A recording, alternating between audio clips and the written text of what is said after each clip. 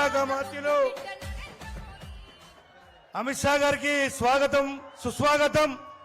ఇప్పుడు మన రాష్ట్ర పార్టీ అధ్యక్షులు కేంద్ర మంత్రివర్యులు అమిత్ షా గారికి శాల్వాతో సన్మానం చేసి బొకేతో హైదరాబాద్ కు స్వాగతం పలుకుతారు. స్వాగతం సుస్వాగతం అమిత్ షా గారికి. భారత్ మాతా కీ, భారత్ మాతా కీ జై శ్రీరామ్, జై శ్రీరామ్. ఎవరు కూడా ముందుకు రావద్దు, అందరు కూడా ఏసీ వెనుకకు జరగాలి. సన్మానాల కార్యక్రమం వెనుకసి ఉంటుంది. ఇప్పుడు మన సభను ఉద్దేశించి మన యొక్క రాష్ట్ర అధ్యక్షులు కేంద్ర మంత్రివర్యులు శ్రీ గంగాపురం కిషన్ రెడ్డి గారిని మాట్లాడాల్సిందిగా కోరుతున్నాం.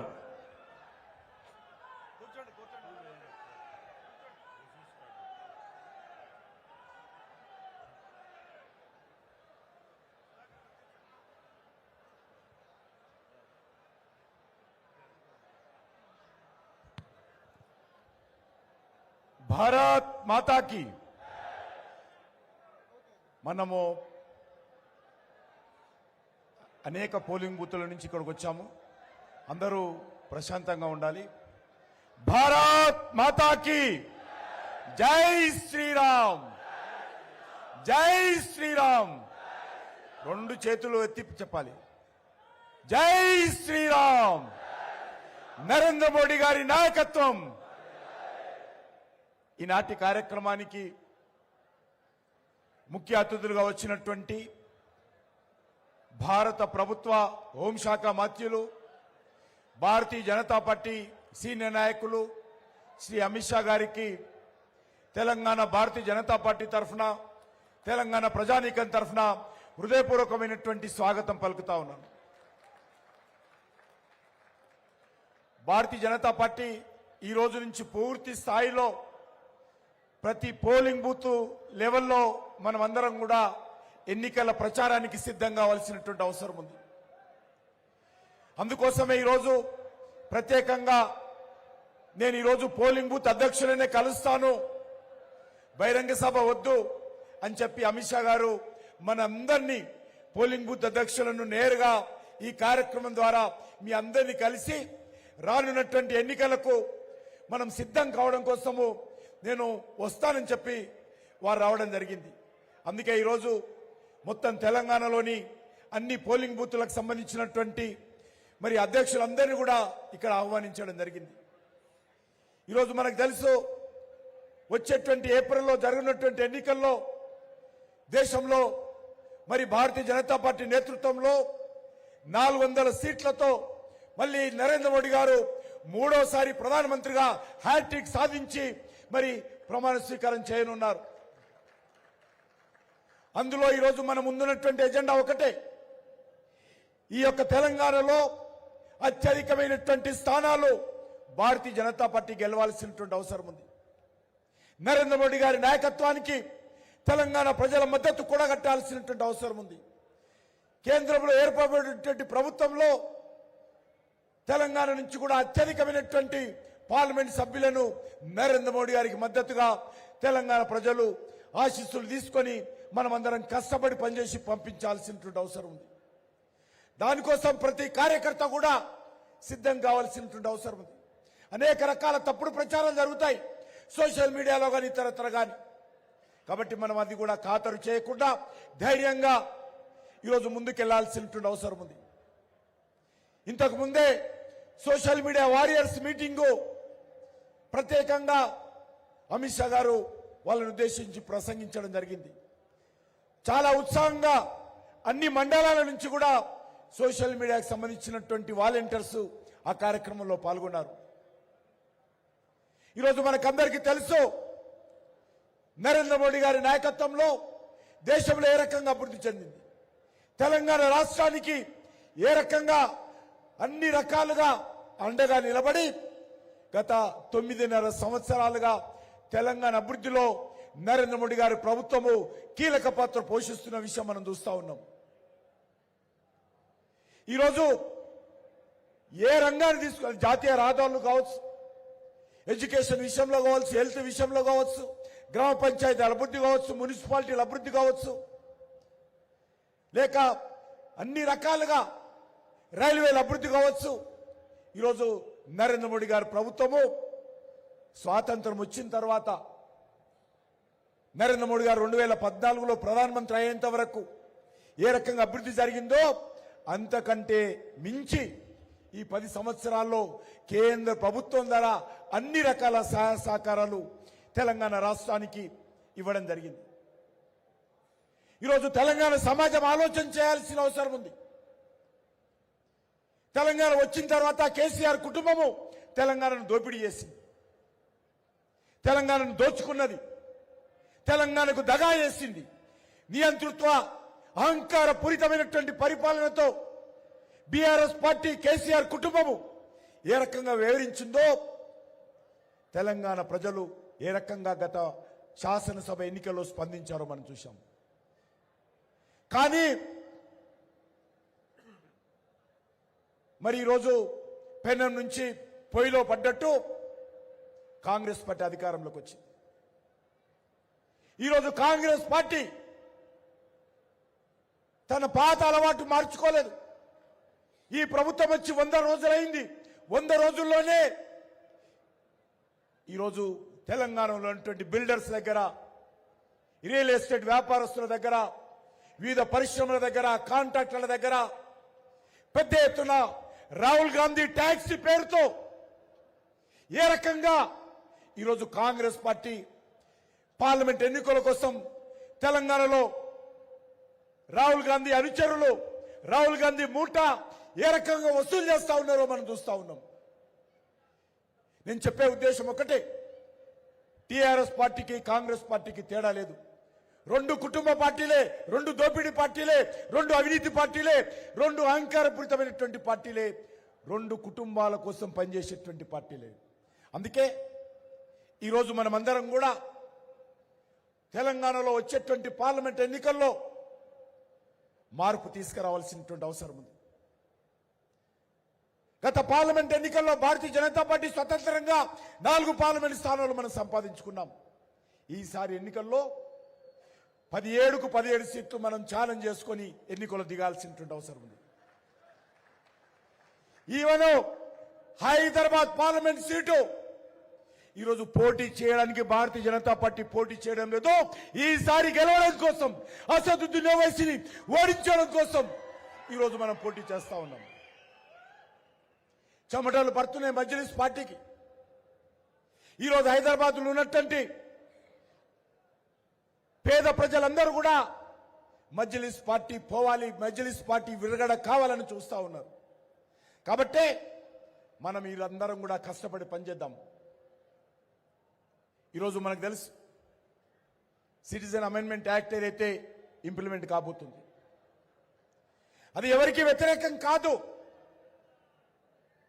ఏ మతానికి వ్యతిరేకం కాదు. విదేశాలలో మతం మార్చుకోవాలని దౌర్జన్యం చేసి ఒత్తిడి చేస్తే దిక్కుతోచని పరిస్థితుల్లో వాళ్ళందరూ కూడా బంగ్లాదేశ్ నుంచి, ఆఫ్ఘనిస్తాన్ నుంచి, పాకిస్తాన్ నుంచి వాళ్ళందరూ మన దేశానికి వచ్చారు. ఈరోజు వాళ్ళందరికీ కూడా మరి ఈ యొక్క సిటిజన్ అమెండ్మెంట్ యాక్ట్ విషయంలో మనము తప్పుడు ప్రచారాన్ని ఎదుర్కొని ప్రజలకు వాస్తవ విషయాలు తెలియజేయాలి. పాకిస్తాన్లో హిందువుల మీద దాడులు జరిగితే, హిందువుల మతం మార్చుకోవాలని ఒత్తిడి చేస్తే వాళ్ళు మరి ధర్మం మీద విశ్వాసంతో మతం మార్చుకోవడం ఇష్టం లేకుండా దౌర్జన్యాలను ఎదుర్కొనే శక్తి లేని కారణంగా వాళ్ళందరూ కూడా భారతదేశం వచ్చారు. నేను ఒకటే అడుగుతా ఉన్నాను, సిటిజన్ అమెండ్మెంట్ యాక్ట్ వ్యతిరేకిస్తున్నటువంటి పార్టీలను, వ్యక్తులను, పాకిస్తాన్లో ఉన్నటువంటి హిందువులపై దాడులు జరిగితే, మతం మార్చుకోవాలని ఒత్తిడి చేస్తే వాళ్ళు భారతదేశంలో రాకుండా మరి ఏ దేశానికి వెళ్తారో చెప్పాల్సింది కోరుతా ఉన్నాను. హిందువులకు భారతదేశం రక్షణ కల్పించకపోతే, అండగా నిలబడకపోతే ఎక్కడ పోతారు? వచ్చినటువంటి హిందువులు వాళ్లకు సమాన హక్కులు కల్పించాల్సినటువంటి బాధ్యత ఈరోజు మన దేశం మీద, మన భారతీయ దేశంలో ఉన్నటువంటి రాజకీయ పార్టీల మీద బాధ్యత లేదా అడుగుతా ఉన్నాను. ఎందుకు వ్యతిరేకిస్తా ఉన్నారు మీరు? అనేక సంవత్సరాలుగా భారతదేశంలోకి వచ్చినటువంటి హిందువులు కనీస హక్కులు లేకుండా అన్యాయానికి గురవుతా ఉంటే వాళ్ళకు అండగా నిలబడాల్సినటువంటి బాధ్యత మీకు లేదా? ఈరోజు నరేంద్ర మోడీ గారు గత ఎన్నికల్లో మేము ఎన్నికల ప్రణాళికలో ప్రజలకు హామీ ఇచ్చాము, మా పార్టీ అధికారంలోకి వస్తే సిటిజన్ అమెండ్మెంట్ యాక్ట్ అమలు చేసి చూపుతామన్నాము. అది మోడీ గ్యారంటీ. ఆ మోడీ గ్యారంటీ ఇచ్చిందంటే మాట తప్పము, మడమ తిప్పము. ఈరోజు తెలంగాణ ప్రజలు కానీ భారత ప్రజలు కానీ గుర్తుపెట్టుకోవాలి, ఇచ్చిన మాట మీద నిలబడినటువంటి పార్టీ భారతీయ జనతా పార్టీ. అందుకే సిటిజన్ అమెండ్మెంట్ యాక్ట్ విషయంలో కార్యకర్తలందరూ అన్ని రకాలుగా సమర్థవంతంగా మన మీద జరిగేటువంటి తప్పుడు ప్రచారాన్ని ఎదుర్కొని ఈరోజు నరేంద్ర మోడీ గారికి తెలంగాణ ప్రజలందరి తరఫున అండగా మరి మద్దతు సమీకరించాల్సినటువంటి బాధ్యత మన పైన ఉన్నదనే విషయాన్ని మనవి చేస్తూ వచ్చే పార్లమెంట్ ఎన్నికల్లో మనం అందరం కూడా కష్టపడి పనిచేద్దాము. వచ్చేటువంటి ఎన్నికల్లో మరి ధర్మం కోసం పనిచేసేటువంటి పార్టీ, న్యాయం కోసం పనిచేసేటువంటి పార్టీ, దేశం కోసం పనిచేసేటువంటి నాయకుడు, పేద ప్రజల కోసం పనిచేసేటువంటి నాయకుడు, దేశ అభివృద్ధి కోసం పనిచేసేటువంటి నాయకుడు నరేంద్ర మోడీ గారి నాయకత్వంలో మనమందరం కూడా కలిసి ఐక్యమత్యంతో పనిచేద్దాము. జరిగేది ధర్మ యుద్ధము. ఆ ధర్మ యుద్ధానికి మనమందరం సిద్ధంగా ఉండాలని చెప్పి మీ అందరినీ కోరుకుంటూ సెలవు తీసుకుంటున్నాను.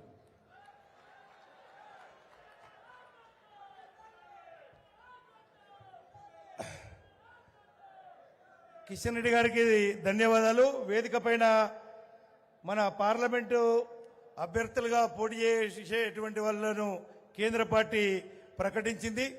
అందరికీ మాట్లాడే అవకాశం రాలేదు. నేను ఒకసారి పరిచయం చేస్తా. హైదరాబాద్ శ్రీమతి మాధవీలత గారు, సికింద్రాబాదు మన యొక్క రాష్ట్ర అధ్యక్షులు పెద్దలు జి కిషన్ రెడ్డి గారు, జైరాబాదు ప్రెసిడెంట్ పార్లమెంట్ సభ్యులు బిబి పాటిల్ గారు, కరీంనగర్ ప్రెసిడెంట్ పార్లమెంట్ సభ్యులు బండి సంజయ్ కుమార్ గారు, మల్కాజ్గిరి మాజీ మంత్రివర్యులు ఈటల రాజేంద్ర గారు, భువనగిరి మాజీ పార్లమెంట్ సభ్యులు బూర నరసయ్య గౌడ్ గారు, నాగర్ కర్నూల్ భరత్ కుమార్ గారు, చేవెళ్ల కొండ విశ్వేశ్వరరెడ్డి గారు, నిజామాబాద్ మన పార్లమెంట్ సభ్యులు ఇప్పుడు కూడా పార్లమెంట్ సభ్యులుగా బరిలోకి దిగబోతున్నారు. అందరికీ శుభాకాంక్షలు.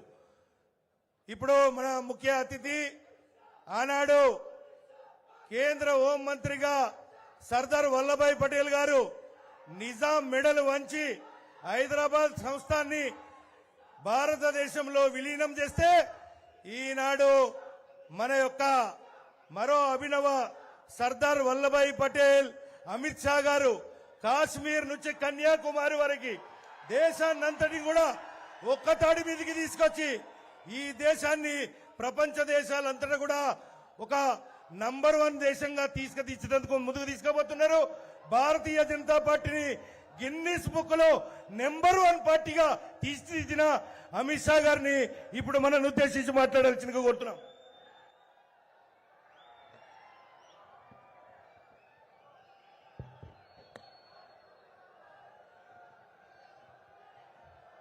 मेरे साथ बोलिए, भारत माता की। क्यों भाई, क्या हो गया है आपकी आवाज को? मोदी जी को तीसरी बार प्रधानमंत्री बनाना है या नहीं बनाना है? 400 पार जाना है या नहीं जाना है? तेलंगाना में 12 से ज्यादा सीटें जीतनी है या नहीं जीतनी है? तो ऐसी आवाज नहीं चलेगी। मेरे साथ दोनों हाथ उठाइए। सभी लोग जो स्टेडियम में बैठे हैं वो ही उठाए। विजय के संकल्प की मुट्ठी बीजिए। 12 सीटें से ज्यादा सीट जीतने के संकल्प की मुट्ठी बीजिए और प्रचंड आवाज से बोलिए, भारत माता की, भारत माता की, जय श्री राम, जय जय श्री राम। मंच पर उपस्थित तेलंगाना भारतीय जनता पार्टी के अध्यक्ष श्रीमान जी किशन रेड्डी जी, भाजपा की राष्ट्रीय उपाध्यक्ष और हमारी प्रत्याशी बहन अरुणा जी, श्री बंडी संजय कुमार, हमारे प्रत्याशी और राष्ट्रीय महासचिव श्री के लक्ष्मण, राज्यसभा के सांसद और ओबीसी मोर्चा के अध्यक्ष महोदय श्री येटेला राजेंद्र कुमार जी, मलकागिरी से हमारे प्रत्याशी श्री धर्मपुरी जी, हमारे प्रत्याशी निजामाबाद से श्री बीवी पाटिल जी, जहीराबाद से प्रत्याशी श्री कोंडा विश्वेश्वर रेड्डी जी, चेवल्ला से प्रत्याशी श्रीमती माधवी लता जी, हैदराबाद। माधवी आ गया हो, माधवी आ गया हो। माधवी के लिए सब लोग ताली बजाओ भाई।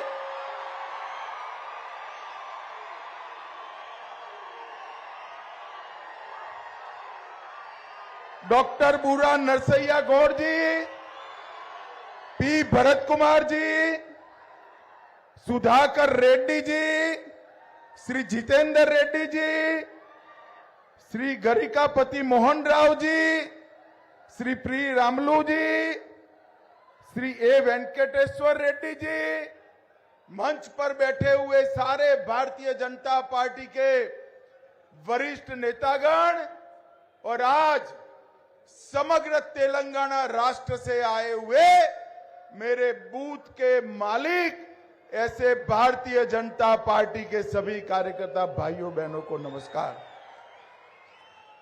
मित्रों, मुझे लगा कि इतनी धूप में किशन जी ने कार्यकर्ताओं को इकट्ठा किया है, क्या होगा, मगर आज यहां आपकी संख्या, आपका उत्साह और आपका हौसला देखकर ये निश्चित है मोदी जी तीसरी बार प्रधानमंत्री बनने जा रहे हैं।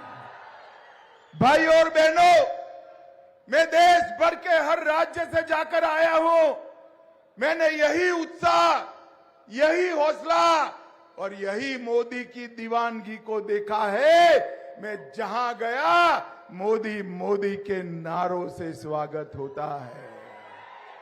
भाई और बहनों, पूरा देश तय कर बैठा है कि अगली बार 400 पार, अगली बार। मगर मैं आज तेलंगाना आया हूं, तेलंगाना की जनता को दो हाथ जोड़कर विनंती करने के लिए और तेलंगाना के कार्यकर्ताओं का आह्वान करने के लिए। 400 पार होने वाला है, उसमें तेलंगाना का 12 से ज्यादा कमल आना चाहिए। 12 से ज्यादा सीटें तेलंगाना में भारतीय जनता पार्टी की हो और तेलंगाना को 75 साल के बाद ये निजाम की परछाई से दूर करने का काम तेलंगाना की सरकार। आज मैं तेलंगाना की जनता को कहने आया हूं, यहां 4 पार्टियां मैदान में है। एक कांग्रेस पार्टी, दूसरी टीआरएस, तीसरी मजलिस और चौथी भारतीय जनता पार्टी। भाई और बहनों, मुझे बताओ, टीआरएस, कांग्रेस दोनों मजलिस से, निजाम के प्रभाव से तेलंगाना को मुक्त कर सकते हैं क्या? जोर से बोलो, कर सकते हैं? ये दोनों मजलिस के एजेंडा पर चलते हैं। हमें लगा कि तेलंगाना की जनता ने कांग्रेस को मैंडेट दिया, शायद अब मजलिस का प्रभाव खत्म होगा। जैसे ही विधानसभा चालू हुई, आउट ऑफ वे जाकर सारे नियमों की धज्जी उड़ाकर मजलिस के नेता को टेम्पररी स्पीकर बनाकर कांग्रेस ने इनका सजदा करने की शुरुआत कर दी। ये दोनों पार्टियां हैदराबाद स्थापना दिन मना सकती है क्या? जोर से बोलो, मना सकती है क्या? सरदार पटेल का सम्मान कर सकती है क्या?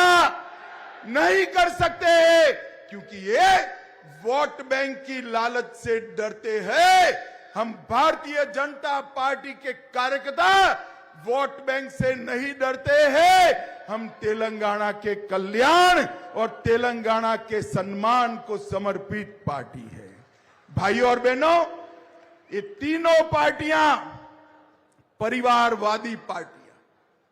कांग्रेस पार्टी, आप देखिए, जवाहरलाल नेहरू, इंदिरा गांधी, राजीव गांधी, सोनिया गांधी, अब राहुल गांधी, आगे भगवान जाने कौन गांधी।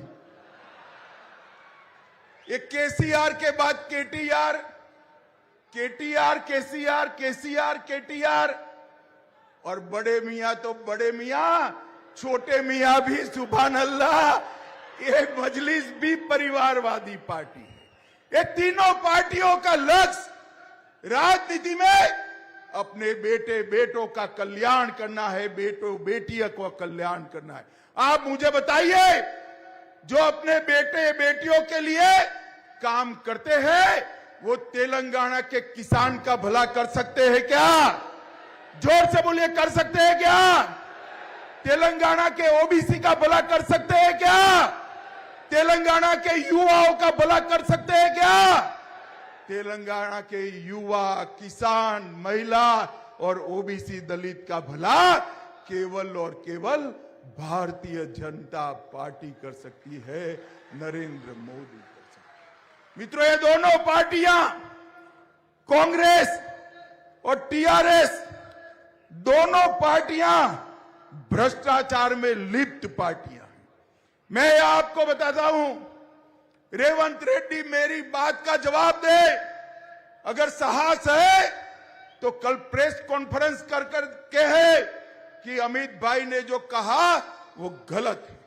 एक कांग्रेस पार्टी ने कोल ब्लॉक का घोटाला किया, कॉमनवेल्थ का घोटाला किया, 2G का घोटाला किया, शारदा चिट फंड का घोटाला किया, एयरसेल मैक्सेल का घोटाला किया, अंतरिक्ष देवास का घोटाला किया, लैंड फॉर जॉब में घोटाला किया, पंचकुला में जमीन का घोटाला किया, जम्मू कश्मीर क्रिकेट एसोसिएशन का घोटाला किया, एम्ब्रेयर में डील कर घोटाला किया, एयरक्राफ्ट में घोटाला किया, ऑगस्टा वेस्टलैंड हेलीकॉप्टर घोटाला किया, बोफोर्स का घोटाला।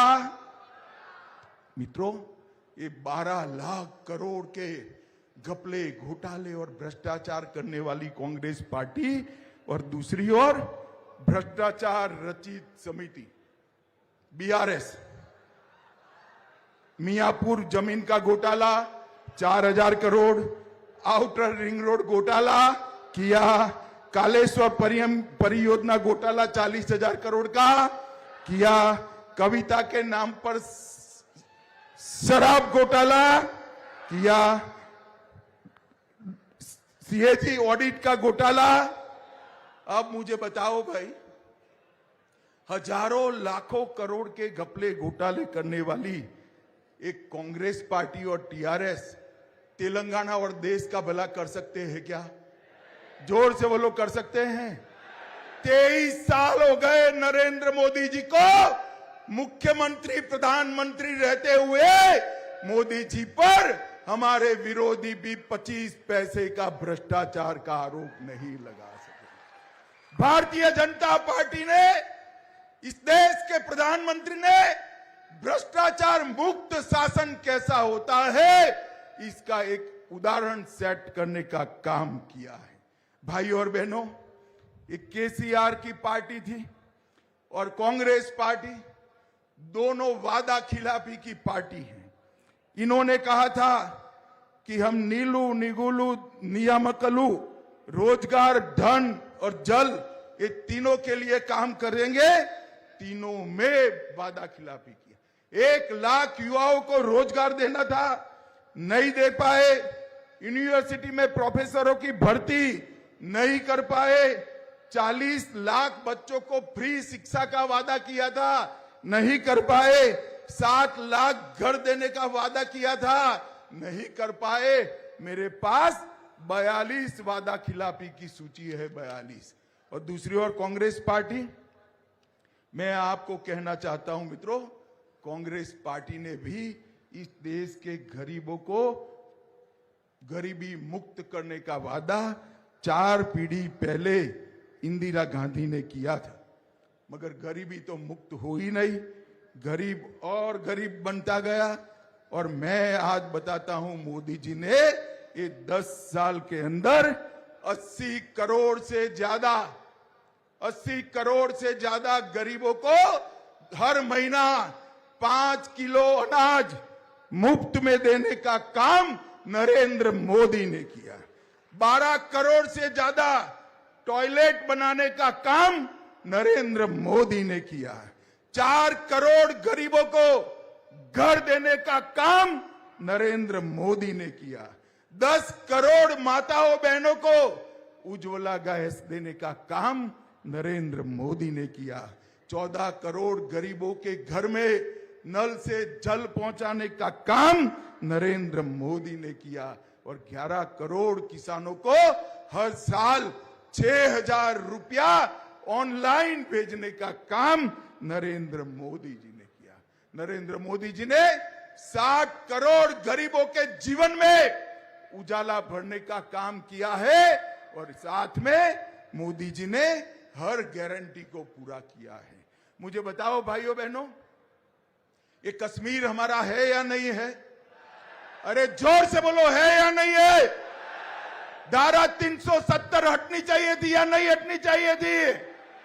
हमने वादा किया था, मोदी जी ने 5 अगस्त 2019 को धारा 370 को समाप्त कर रख दिया।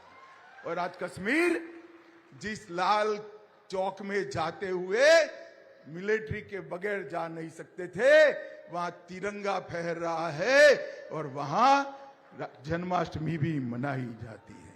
मुझे बताओ भाई और बहनों, अयोध्या में राम मंदिर बनना चाहिए था या नहीं बनना चाहिए था?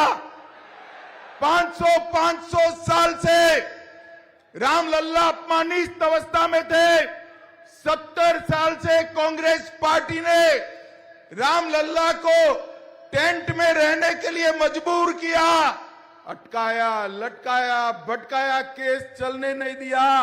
मोदी जी के समय में केस भी समाप्त हुआ, भूमि पूजन भी हुआ और 22 जनवरी को रामलल्ला का प्राण प्रतिष्ठा भी हुआ। भाई और बहनों, मैं कांग्रेस पार्टी को पूछना चाहता हूं, अगर आप चाहते तो इतने समय में ये गारंटी पूरी हो सकती थी या नहीं हो सकती थी? उन्होंने नहीं किया। मित्रों बताओ मुझे, 3 तलाक दूर कर मुस्लिम माताओं बहनों को सम्मान देना चाहिए या नहीं देना चाहिए? 3 तलाक जाना चाहिए या नहीं जाना चाहिए? कांग्रेस पार्टी ने 3 तलाक को कभी नहीं हटाया।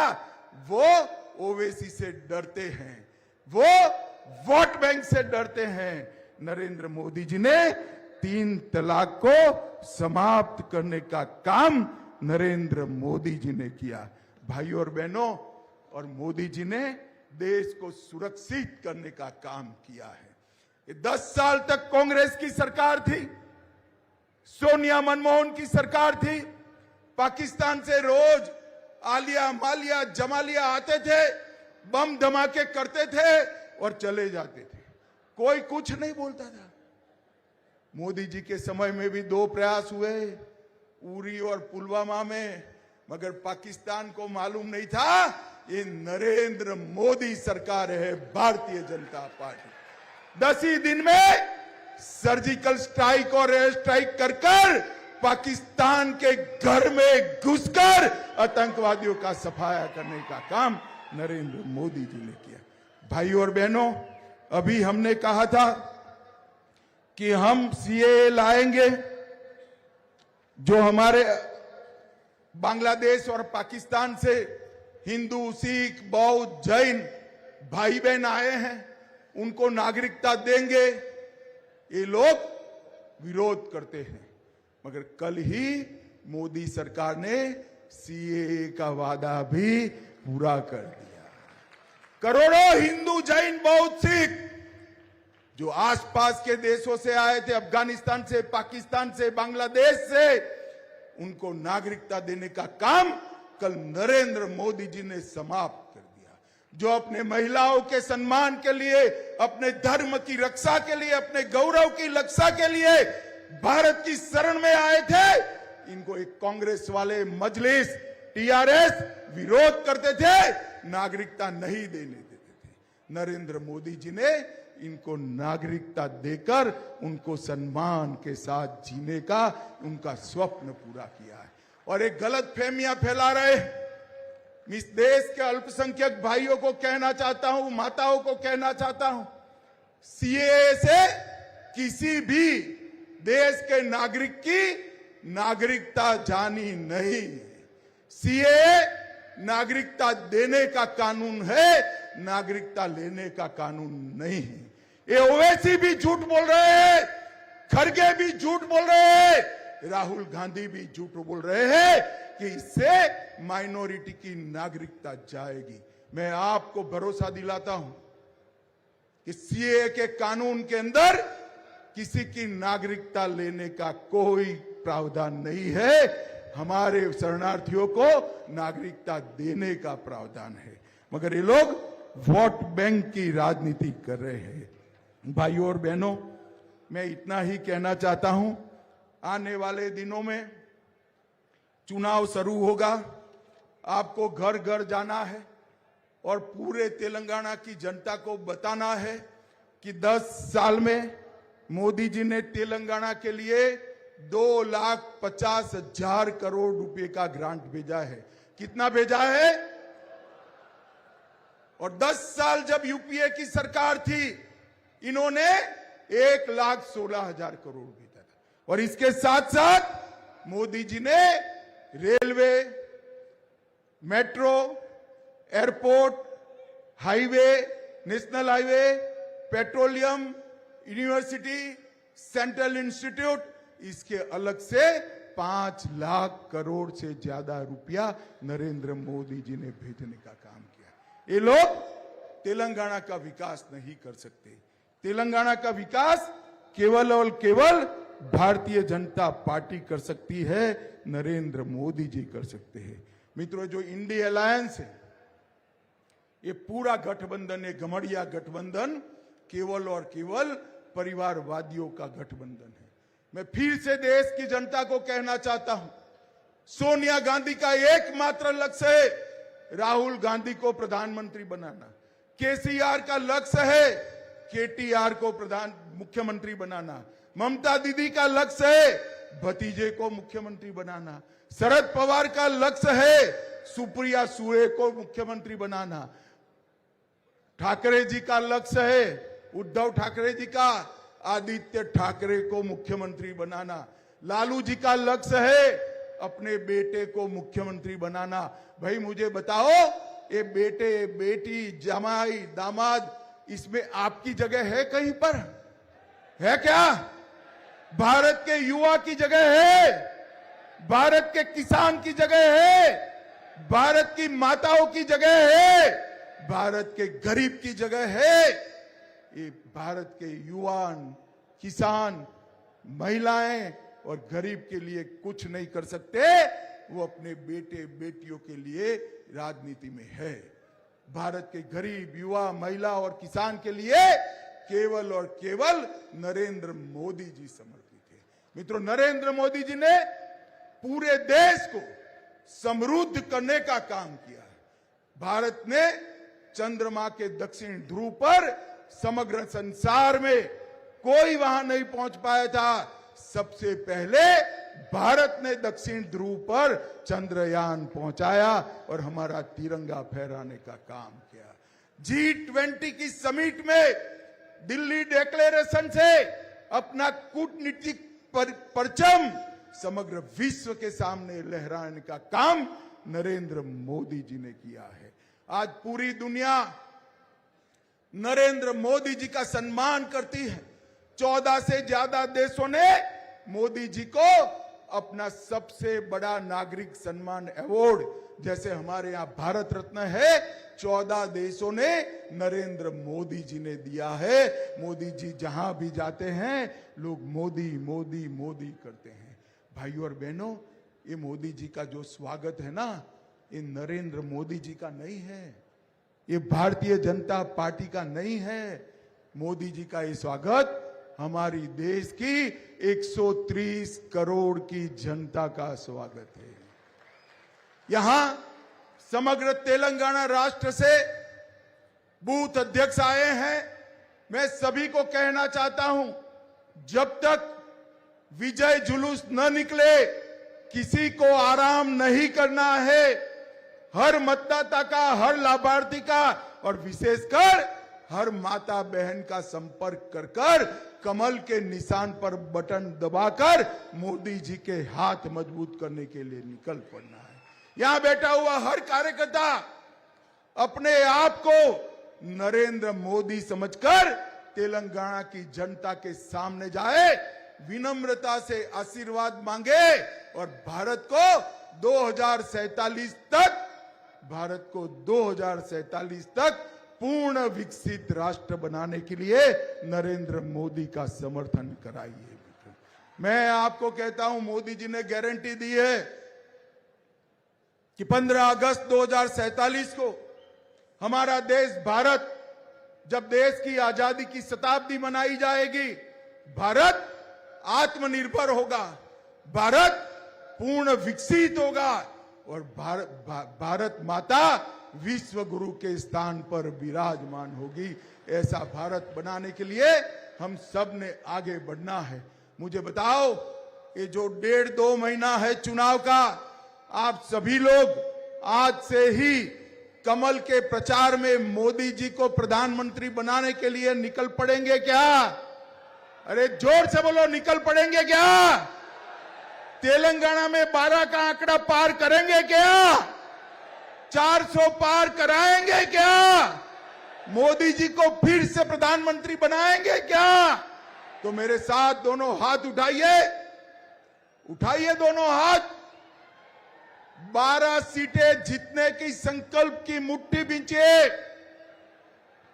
और विरोधियों के दिल दहल जाए ऐसे प्रचंड आवाज से बोलिए, भारत माता की, भारत माता की, वंदे वंदे, जय श्री राम, जय जय श्री राम।